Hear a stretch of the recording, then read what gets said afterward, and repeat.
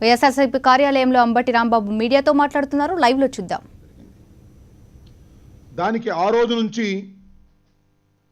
ఈ రోజు వరకు ఆ 8 ప్రశ్నలకి సమాధానం చెప్పలేదు. కానీ నిన్న జరిగినటువంటి శంకుస్థాపన కార్యక్రమంలో ఆ వేదిక మీద నుంచి అన్ని ప్రశ్నలకి సమాధానం దొరికినట్టుగానే భావించవలసిన పరిస్థితి ఏర్పడింది. ఎందుకంటే జగన్మోహన్ రెడ్డి గారు ఏ ప్రశ్నలైతే సంధించారో అవన్నీ వాస్తవం అని చెప్పే రీతిలో నిన్న ఆ శంకుస్థాపన కార్యక్రమం జరిగిందని మనందరికీ అర్థమవుతా ఉన్నది. నిన్న జరిగిన శంకుస్థాపన కార్యక్రమం అది ఒక ప్రజా రాజధానికి జరుగుతున్న శంకుస్థాపనలాగా ఏ కోశాన అనిపించలేదు. అది చంద్రబాబు నాయుడు గారి ఇంటి ఫంక్షన్ లాగానో లేదా చంద్రబాబు నాయుడు గారు చేసుకునే మహానాడు లాగానో జరిగింది తప్ప అందరి భాగస్వామ్యంతో జరిగినటువంటి దాఖలాలే ఎక్కడా కనిపించలేదు. చంద్రబాబు నాయుడు గారు చెప్తూ వచ్చారు, 22వ తారీఖున ఒక పండుగ కాదు 2 పండుగలు, ఒకటి విజయదశమి, 2 రాజధాని శంకుస్థాపన, ఈ 2 కూడా తెలుగు ప్రజల పండుగలు అని చెప్పినటువంటి చంద్రబాబు నాయుడు గారు నిన్న 2 పండుగలు జరిగాయి అక్కడ. నిన్న 2 వంచనలు జరిగాయి అక్కడ. ప్రత్యేక హోదా ఇస్తారని ఎంతో ఎదురు చూసినటువంటి తెలుగు ప్రజలకి 2020 క్రికెట్ మ్యాచ్ కన్నా, దసరా ఉత్సవాలను టీవీలో చూడటం కన్నా, మోడీ వస్తారు ఏదో తెస్తారు, ప్రత్యేక హోదాతో పాటు ప్రత్యేక ప్యాకేజ్ 2.5 లక్షలు ఇస్తారు అని ఎదురు చూసినటువంటి, నోళ్లు వెళ్ళగట్టుకొని టీవీల ముందు ఎదురు చూసినటువంటి ప్రజానీకానికి, తెలుగు ప్రజలకి చెంబుడు మట్టి, గ్లాసుడు నీళ్లు ముఖాన కొట్టి వెళ్ళిపోయిన వైనం చూస్తున్నప్పుడు పండుగ అది వంచన కాదా? దసరా రోజున తెలుగు ప్రజల్ని వంచన చేసిన జోడీ చంద్రబాబు మోడీ కాదా అని ప్రశ్నించవలసినటువంటి పరిస్థితి వాళ్ళ తెలుగు ప్రజలకు వచ్చిందని మనవి చేస్తున్నా. రాజధాని నిర్మాణం పేరుతో చంద్రబాబు నాయుడు గారు ఎన్ని పాపాలకు ఒడిగట్టారు. 1 కాదు 2 కాదు, ల్యాండ్ పూలింగ్ పేరుతో ఎన్ని బెదిరింపులు బెదిరించారు. బహుళ పంటలు పండేటటువంటి పచ్చని పొలాలను చిందర వందర చేసి వాటిలో కాంక్రీటు వనాలను నిర్మించాలని చంద్రబాబు నాయుడు గారు చేసిన విష ప్రయత్నం ఒక మహాపాపం అని మనవి చేస్తున్నా. అంతేకాదు, ఇవాళ్ళే చూసాం ఇంతకుముందే టీవీలో ఎవరో చంద్రశేఖర్ అని పూలింగ్ భూమిని ఇవ్వకపోతే ఆయన చెరుకు తోటకు నిప్పు పెట్టారు. ఇది ఇవాళ జరుగుతున్నటువంటి విషయం కాదు. ఇంతకు ముందు కూడా ఇలాంటి నిప్పే పెట్టారు. అప్పటి నుంచి ఇప్పటి వరకు కూడా ఒక్క వ్యక్తిని కూడా ఆ కేసులో అరెస్ట్ చేయకోకుండా జగన్ గారి మీద, వైఎస్ఆర్ కాంగ్రెస్ పార్టీ మీద బురదలడానికి ప్రయత్నం చేశారు. ఇలాంటి పాపాలు కోకొల్లలు చేశారు. చట్టాలను అతిక్రమించారు. చుట్టూరా ఉన్నటువంటి ల్యాండ్స్ అన్నిటినీ కూడా నీ తాబేదారులు, నీ పెట్టుబడిదారులు, సుజనా చౌదరి, సీఎం రమేష్, నారాయణ లాంటి వారి చేత కొనిపించి కోటాను కోట్ల రూపాయలు ఆర్జించాలని ప్రయత్నం చేస్తున్నారు. మురళీమోహన్ గారి జయభేర్ అక్కడ మోగుతా ఉన్నది మన శంకుస్థాపన కన్నా ముందే. ఇలాంటి పాపాలు చేశారు. సింగపూర్ నీ పార్ట్నర్ తీసుకొచ్చి ఈశ్వర్ని ఇక్కడ పెట్టి సింగపూర్ దోపిడీ చేసి ఆ దోపిడీలన్నింటినీ కూడా నువ్వు చట్టబద్ధం చేసుకోవాలనే ప్రయత్నంతో అనేక మహాపాపాలు చేసినటువంటి చంద్రబాబు నాయుడు గారు ఆ పాపాలన్నిటికీ కూడా పవిత్రత ఆపాదించడానికి గత 10 రోజుల నుంచి ఎంత కష్టపడ్డారు. ప్రజాధనాన్ని 100ల కోట్ల రూపాయలు విచ్చలవిడిగా ధారాళంగా ఖర్చు పెట్టారు దానికి ఒక పవిత్రత ఆపాదించడానికి. నా మట్టి నా నీరు, నా ఇటుక నా అమరావతి సెంటిమెంట్. ఆకాశమంత పందిరి, భూదేవంత అరుగు, 33 నదుల నుంచి మట్టి, మక్కా మసీదు నుంచి అనేక పవిత్ర స్థలాల నుంచి మట్టి తీసుకొచ్చి ఇక్కడ కలిపి నా మట్టి నా రాజధాని, నా మట్టి నా నీరు అని ఒక సెంటిమెంటుని ఆపాదించి తాను చేసినటువంటి పాపాలన్నిటినీ కూడా పవిత్రం చేసుకోవాలని చంద్రబాబు నాయుడు గారి మనస్తత్వం వికటించింది. అదే సెంటిమెంటుతో మోడీ గారు వచ్చారు, మట్టి తెచ్చారు, ఇచ్చి వెళ్ళారు మట్టి నీళ్లు. మోడీ గారు వచ్చారు కానీ, మోడీ గారు మట్టి తీసుకొచ్చారు కానీ మోడీ గారు మనసు మాత్రం తీసుకురాలేకపోయారు. ఎందుకని అడగలేకపోయారు చంద్రబాబు నాయుడు గారు అని అడుగుతా ఉన్నా. మేమందరం పోరాటం చేస్తున్నాం, ప్రత్యేక హోదా కావాలని ఉద్యమం చేస్తున్నాం. మేమే కాదు, అనేక రాజకీయ పార్టీలు ఈ రాష్ట్రంలో ముక్త కంఠంతో ప్రత్యేక హోదా మీరు ఇస్తామన్నారు, ఇవ్వండి అని అడుగుతున్నాం. ఇది ఒక మహత్తరమైనటువంటి అవకాశం. మోడీ గారు వచ్చి రాజధాని నిర్మాణానికి శంకుస్థాపన చేస్తున్నటువంటి సందర్భంలో మోడీ గారు ప్రకటిస్తారని ఆశపడ్డాం, అందరూ ఆశపడ్డారు. అయ్యా, నేను అడుగుతా ఉన్నా చంద్రబాబు నాయుడు గారు, మోడీ గారి కన్నా ముందు మీరు మాట్లాడారు. మాట్లాడినప్పుడు ప్రజల ఆకాంక్షలని, 5 కోట్ల తెలుగు ప్రజల ఆకాంక్షలని ఎందుకు మోడీ గారు ముందు వ్యక్తం చేయటంలో విఫలమయ్యారు? ఉద్దేశపూర్వకంగా ఆ ప్రస్తావన చేయకోకుండా తప్పుకు పోయారు అని చెప్పదలుచుకున్నాం. మీలో ఒక భయం ఏమిటంటే, మీకు ఆంధ్ర రాష్ట్ర ప్రజల యొక్క ప్రయోజనాల కన్నా, ఆంధ్ర రాష్ట్ర ప్రయోజనాల కన్నా మీ వ్యక్తిగత ప్రయోజనాలు, మీ పార్టీ ప్రయోజనాలు మాత్రమే ముఖ్యంగా భావించి మీరు ఆ ప్రయోజనాలను ఢిల్లీలో పొందుతున్నారు. కేసుల నుంచి బయటపడడానికి నానా తాపత్రయపడడం కోసం మీరు మోడీ గారి ప్రభుత్వాన్ని లేదా కేసీఆర్ని ఉపయోగించుకునే పరిస్థితిలో ఉన్నారు తప్ప ప్రత్యేక హోదా పొందటానికి మీరు మాట్లాడకపోతున్నారు. అంతేకాదు, మంత్రివర్గంలో సుజనా చౌదరి ఆర్థిక నేరాలకు పాల్పడి లక్షల కోట్ల రూపాయలు ఇతర దేశాలకు ఎగ్గొట్టినటువంటి వారిని కేంద్ర ప్రభుత్వంలో ఉంచుకోవడం కోసమే మీరు ప్రయోజనాలు పొందడం కోసమే ప్రయత్నం చేస్తున్నారు తప్ప తెలుగు ప్రజల ఆకాంక్షలని మోడీ గారి ముందు ఎందుకు మీరు ప్రస్తావించటంలో విఫలమయ్యారో తెలుగు ప్రజలకు చెప్పి తీరవలసినటువంటి అవసరం ఉందని మనవి చేస్తున్నా. ఎందుకు చెప్పలేకపోయారు?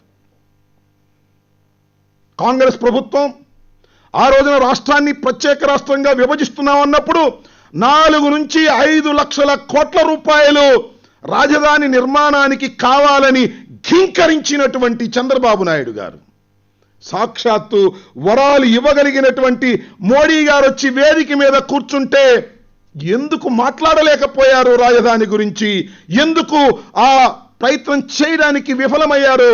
కేవలం మీ స్వార్థం కోసం, మీ వ్యక్తిగత ప్రయోజనాల కోసం రాష్ట్ర ప్రజల యొక్క ప్రయోజనాలు తాకట్టు పెట్టి అమ్ముడుపోయేటటువంటి పరిస్థితికి మీరు దిగజారిపోయారనేది నిన్న చాలా స్పష్టంగా అర్థమైనటువంటి తీరు మమ్మల్ని బాధిస్తుందని మనవి చేస్తున్నాం. అడగందే అమ్మైనా అన్నం పెట్టదంటారు. ఇంతటి మహత్తరమైన అవకాశం వచ్చినప్పుడు 100 కోట్ల రూపాయలు ఖర్చు పెట్టి మోడీ గారిని తీసుకొచ్చి అంగరంగ వైభవంగా ఫంక్షన్ చేస్తున్నప్పుడు మాట మాత్రం ఎందుకు అడగలేకపోయారు చంద్రబాబు నాయుడు గారు? అడగంది అమ్మైనా పెట్టకపోయినా, అడగకపోయినా పెట్టవలసిన బాధ్యత మీకున్నది మోడీ గారికి, భారతీయ జనతా పార్టీకి. ఎందుకంటే మేనిఫెస్టోలోనే మీరు వివరంగా చెప్పారు ప్రత్యేక హోదా ఇస్తామని. మర్చిపోయారా అని అడుగుతా ఉన్నా. మేనిఫెస్టోనే మర్చిపోయేటటువంటి పరిస్థితి మోడీ గారికి, వెంకయ్యనాయుడు గారికి, అలాగే పక్కనున్నటువంటి మరొక మంత్రి గారికి, భారతీయ జనతా పార్టీకి చెందిన మంత్రి గారికి గుర్తు రాలేదా అని అడుగుతా ఉన్నా. ప్రత్యేక హోదాని ప్రకటించడంలో ఎందుకు వెనకడుగు వేశారు? ఇది తెలుగు ప్రజల్ని మోసం చేయటం అవునా కాదా ఒక్కసారి ఆలోచించమని మనవి చేస్తున్నాం. అంతేకాదు, ప్రధానమంత్రి గారు మరి వెంకయ్యనాయుడు గారు చెప్పారో, సాక్షాత్తు మన చంద్రబాబు నాయుడు గారు చెప్పారో, శ్రీశ్రీ గారి ఒక మంచి కొటేషన్ చెప్పారు. నేను సైతం ప్రపంచాగ్నికి సమిధినొక్కటి ఆహుతిచ్చా, నేను సైతం అమరావతి రాజధానికి కుండడు మట్టనిస్తున్నానని ఆయన చెప్పారు. ఒకటి గమనించవలసింది ఒకటి ఉంది, ఏంటంటే చంద్రబాబు నాయుడు గారు మీ మనస్తత్వం ఏంటంటే దేశం అంటే మట్టి కాదు. శ్రీ మెచ్చినటువంటి గురజాడ ఒక మాట చెప్పాడు 130 సంవత్సరాల క్రితం. దేశం అంటే మట్టి కాదోయ్, దేశం అంటే మనుషులోయ్. ఆంధ్ర రాష్ట్రం అంటే మనుషులు, రాజధాని అంటే మనుషులు, రాజధాని అంటే కార్మికులు, రాజధాని అంటే వ్యవసాయదారులు, రాజధాని అంటే కూలి నాలి చేసుకునేటటువంటి శ్రామికులు, బీసీలు, ఎస్సీలు, ఎస్టీలు, వారందరినీ వదిలేసి రాజధాని అంటే గుప్పుడి మట్టి 33,000 ఎకరాలు అనేటువంటి భావనతో ఇవాళ మీరు ప్రయత్నం చేస్తున్నారు. ఇది చాలా దారుణమైనటువంటి విషయం, అవమానించేటటువంటి విషయం. రాజధాని అంటే మనుషులు, ఆ మనుషుల యొక్క మనస్తత్వాలు తెలుసుకోకుండా ఆ మనుషుల్ని అధపాతాళానికి తొక్కి హింసించి రాజధాని నిర్మాణం చేయటం సమంజసం కాదు అనే విషయాన్ని ఈ సందర్భంగా మేము చెప్పదలుచుకున్నాం. ఇలాంటి దౌర్భాగ్యమైనటువంటి పరిస్థితికి ఇవాళ మీరు రాష్ట్రాన్ని నెట్టివేయబడుతున్నారు. ఇది చాలా అన్యాయమైనటువంటి విషయం. ఆ వేదికనంతా ఒకసారి పరిశీలన చేస్తే ఎవరెవరిని కూర్చోబెట్టారు ఆ వేదిక మీద? మీ మీద కేసుల నుంచి తప్పుకోవడానికి సహాయపడే పెద్ద మనుషులందరికీ ఆ వేదిక మీద స్థానం కల్పించారు. ఒక దళితుడికి కల్పించారా? ఎంతమంది దళితులు భూమి పోగొట్టుకొని అలో లక్ష్మణ అని వాళ్ళ బజార్ను పడుతున్నారో అది మీకు వినిపించటం లేదు. ఎంతమంది రైతాంగం భూములు పోగొట్టుకొని మీరు చెప్పినటువంటి మాటలు నమ్మి పంచెలు వేసుకొని ముందు కూర్చుంటే ఒక్క రైతున్న గౌరవించారా? ప్రధానమంత్రి గారు రైతు గురించి మాట్లాడా?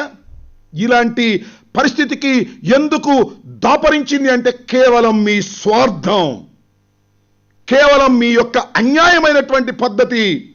ఈ రాష్ట్రం అంటే కేవలం మీ అహంభావంతోనే నడిచిపోతుందనేటువంటి భావనతో మీరు ఇవాళ ప్రవర్తిస్తున్నారు. ఇది చాలా దారుణమైనటువంటి వ్యవహారం.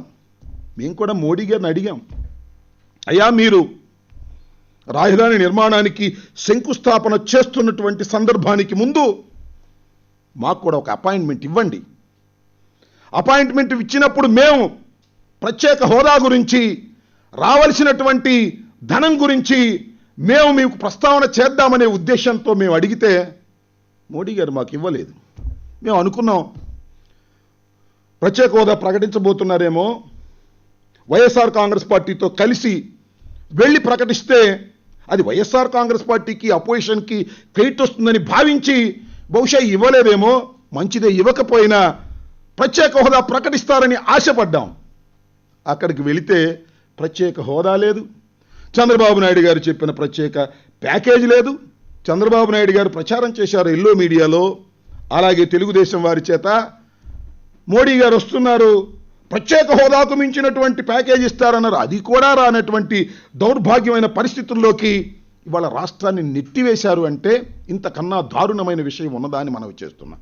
ఇంత అంగరంగ వైభవంగా చేసినటువంటి ఫంక్షన్ ఎప్పుడూ కూడా ఒకటి గుర్తుపెట్టుకోవాలి, విషయం ఎంతో ఆర్భాటం కూడా అంతే చేయాలి.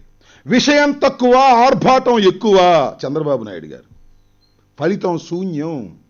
ఏది చేసినా అలాగే చేస్తున్నారు. రాజధాని శంకుస్థాపనకి ఇంత ఆర్భాటం చేసి ఫలితం ఏమిటంటున్నా? ఫలితం అప్పులు. ఒకటి కాదు, రెండు కాదు. కృష్ణా పుష్కరాలు ఆర్భాటం ఎక్కువ, విషయం తక్కువ, ఫలితం 29 మరణాలు. అలాగే పట్టసీమ విషయం తక్కువ, ఆర్భాటం ఎక్కువ, చుక్క నీరులా అనేటువంటి ఫలితం. ఈ విధమైనటువంటి దౌర్భాగ్యమైన పరిస్థితుల్లో చంద్రబాబు నాయుడు గారు పరిపాలనా దక్షుడు అని కొంతమంది నమ్మారు. ఆయన పరిపాలనా దక్షుడు కాదు అని ఇప్పుడు నిరూపిస్తున్నాడు. ఏవని? Event best manager. బ్రహ్మాండంగా ప్రజల సొమ్మును ఖర్చు పెట్టి బ్రహ్మాండమైనటువంటి ఈవెంట్స్ చేయగలిగినటువంటి సమర్థవంతమైనటువంటి ఈవెంట్ మేనేజరే తప్ప తెలుగు ప్రజల ఆకాంక్షలను మోసుకు వెళ్ళగలిగినటువంటి ప్రజాప్రతినిధి కాలేకపోతున్నాడు. ఇది అన్యాయం, ఇది అక్రమం. దీనివల్ల రాష్ట్రం నాశనం అయిపోయే పరిస్థితి ఏర్పడబోతున్నది. ఇప్పటికైనా విషయాలు తెలుసుకొని చంద్రబాబు నాయుడు గారు ఎక్కడి నుంచి వెళ్ళారు? ఇది అయిపోయిన తర్వాత తిరుపతి కూడా వెళ్ళారు. ఆ తర్వాత అయినా సరే మోడీ గారిని కన్విన్స్ చేయటంలో ఎందుకు విఫలమయ్యారు? సర్దుకుపోతున్నటువంటి ధోరణి కనిపిస్తూ ఉన్నది.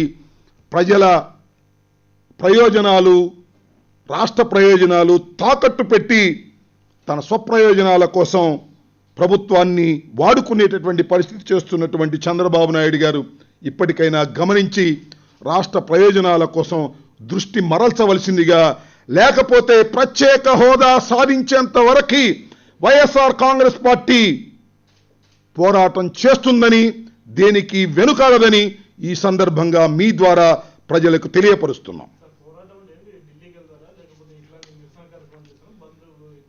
వరుసనే మీరు చూస్తున్నారు పోరాటాల్లో రకరకాల వ్యూహాలు. ఒకసారి ఢిల్లీ వెళ్ళాం, ధర్నా చేశాం, విజయవాడ గుంటూరులో దీక్ష చేశారు, దాన్ని భగ్నం చేశారు. మళ్ళా 21వ తారీఖు వరకు కూడా ప్రతి నియోజకవర్గ కేంద్రాల్లో నిరాహార దీక్ష కార్యక్రమాలు చేశాం. 22 గ్యాప్ ఇచ్చాం, మళ్ళీ ఇవాళ చేస్తున్నాం. మళ్ళీ తర్వాత వ్యూహాలు మార్చుకుని మాట్లాడుకుని తప్పనిసరిగా ప్రత్యేక హోదా సాధించడం కోసం కేంద్ర రాష్ట్ర ప్రభుత్వాల మీద ఒత్తిడి తీసుకురావడానికి ప్రయత్నం చేస్తాం.